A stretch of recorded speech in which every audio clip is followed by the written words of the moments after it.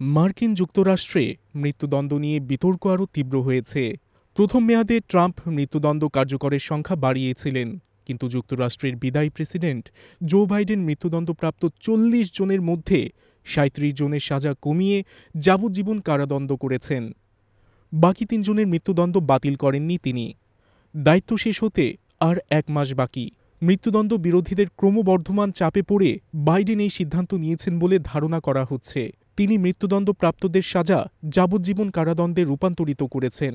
এর ফলে তারা প্যারোল ছাড়া জীবনের বাকি সময় কারাগারে কাটাবেন। এক বিবৃতিতে বাইডেন বলেছেন, মৃত্যুদণ্ডের ওপর আমার প্রশাসন যে নিষেধাজ্ঞা আরোপ করেছে তা সন্ত্রাসবাদ ও ঘৃণাজনিত গণহত্যার ক্ষেত্রে প্রযোজ্য নয়। এই নীতির সঙ্গেই ৩৭ জনের মৃত্যুদণ্ড কমানো হয়েছে।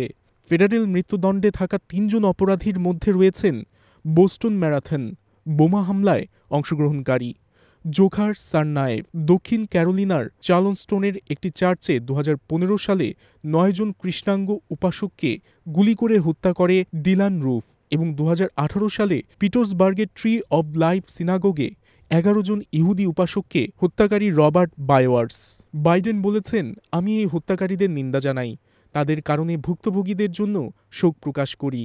তবে আমার বিবেক ও অভিজ্ঞতার আলোকে আমি দৃঢ়ভাবে বিশ্বাস করি যে ফেডারেল পর্যায়ে মৃত্যুদণ্ডের ব্যবহার বন্ধ হওয়া উচিত।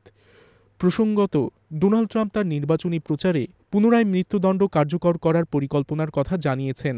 তিনি শিশু ধর্ষণ, মাদক পাচার এবং মানব পাচারের মতো অপরাধের জন্য মৃত্যুদণ্ডের বিধান চালুর প্রস্তাব দিয়েছেন।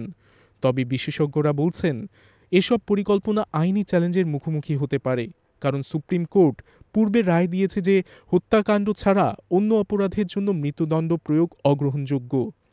২০০৩ সালের পর থেকে ২০১৯ সাল পর্যন্ত যুক্তরাষ্ট্রে কোনো ফেডারেল মৃত্যুদণ্ড কার্যকর হয়নি। তবে ট্রাম্পের আমলে ২০২০ সালের জুলাইয়ে এই প্রক্রিয়া পুনরায় শুরু হয়।